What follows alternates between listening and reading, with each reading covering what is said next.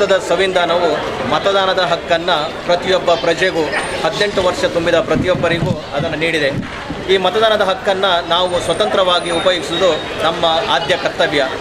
ನಾವು ಯಾವ ಅಭ್ಯರ್ಥಿಗೆ ಮತವನ್ನು ಹಾಕಬೇಕನ್ನುವಂಥದ್ದು ನಮ್ಮ ವೈಯಕ್ತಿಕವಾದ ವಿಷಯವಾದ್ದರಿಂದ ನಾವು ಮತದಾನವನ್ನು ಪ್ರತಿಯೊಬ್ಬರು ಮಾಡಬೇಕಾಗಿ ನಾವು ವಿನಂತಿಸುವುದು ನಮ್ಮ ಕರ್ತವ್ಯ. ಆದ್ದರಿಂದ ಕಥೋಲಿಕ್ ಸಭೆಯ ಪರವಾಗಿ ಈ ಫಜೀರ್ ಚರ್ಚಿನ ಎಲ್ಲ ಧರ್ಮ ಬಾಂಧವರು ಒಟ್ಟಾಗಿ ಇವತ್ತು ನಾವು ಒಂದು ಒಗ್ಗಟ್ಟಾಗಿ ಒಂದು ಮಾತನ್ನು ಹೇಳ್ತೇವೆ. ಅದೇನಂತ ಹೇಳಿದರೆ, ನಾವೆಲ್ಲರೂ ಈ ವರ್ಷದ ಮತದಾನವನ್ನು ಪ್ರತಿಯೊಬ್ಬರು ನಾವು ನಮ್ಮ ಮತವನ್ನು ಚಲಾಯಿಸಿ ನಾವು ನಮ್ಮ ಮತದಾನ ಹಕ್ಕನ್ನು ನಾವು ನೀಡ್ತೇವೆ ಅನ್ನುವಂಥ ಭರವಸೆಯನ್ನು ನಾವು ಕೊಡ್ತೇವೆ.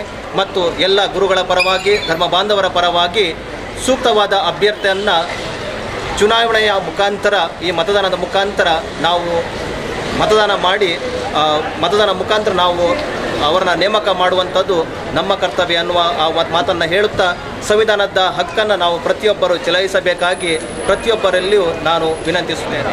ಕಾನೂನು ಜೀವನ ಎನ್ನುವಂಥ ಪುಸ್ತಕವನ್ನು ಬರೆಯುವ ಹಿಂದಿರುವಂಥ ಚರಿತ್ರೆ ಏನಂತ ಹೇಳಿದರೆ, ನಮ್ಮ ಕೊಂಕಣಿ ಕಥೋಲಿಕ ಪ್ರತಿಯೊಬ್ಬರು ಕಾನೂನನ್ನು ಅರಿತುಕೊಂಡು ಈ ಕಾನೂನಿನ ಜೀವನವನ್ನು ಮಾಡಬೇಕಾಗಿ ಮತ್ತು ಭಾರತದ ಸಂವಿಧಾನದ ಮಹತ್ವವನ್ನು ಎತ್ತಿ ಹಿಡಿಯುವಲ್ಲಿಯೂ ಮತ್ತು ಪ್ರತಿಯೊಬ್ಬರ ಜೀವನದಲ್ಲಿ ಕಾನೂನು ಅತಿ ಮುಖ್ಯವಾದ ಮಹತ್ತರವಾದ ಒಂದು ಅಂಶ ಆಗಿದೆ. ಆದ್ದರಿಂದ ಈ ಕಾನೂನನ್ನು ಪ್ರತಿಯೊಬ್ಬ ಕೊಂಕಣಿ ಮಾತಾಡುವವರು ಅದನ್ನು ಅರಿತು ಅದರ ಸರಿಯಾದ ಉಪಯೋಗವನ್ನು ಮಾಡಿ ಕಾನೂನಿನ ಪಾಲನೆಯನ್ನು ಮಾಡಬೇಕನ್ನುವಂಥದ್ದು ಈ ಪುಸ್ತಕದ ಆದ್ಯ ಉದ್ದೇಶ ಆಗಿದೆ. ಆದ್ದರಿಂದ ಈ ಕಾನೂನು ಜೀವನ ಎನ್ನುವಂಥ ಕೊಂಕಣಿ ಪುಸ್ತಕವನ್ನು ಪ್ರತಿಯೊಬ್ಬ ಕೊಂಕಣಿ ಮಾತನಾಡುವ ಕೊಂಕಣಿ ಓದುವ ಪ್ರತಿಯೊಬ್ಬ ವ್ಯಕ್ತಿಯು ಇದನ್ನು ಉಪಯೋಗಿಸಿ ಕಾನೂನಿನ ಪರಿಪಾಲನೆಯಿಂದಾಗಿ ಭಾರತದ ಸಂವಿಧಾನ ಮತ್ತು ಇತರ ಎಲ್ಲ ಕಾನೂನುಗಳನ್ನು ಎತ್ತಿ ಹಿಡಿಯಬೇಕಾಗಿ ನನ್ನ ಒಂದು ವಿನಂತಿ. ಮತ್ತು ಈ ಪುಸ್ತಕದ ಸರಿಯಾದ ಉಪಯೋಗ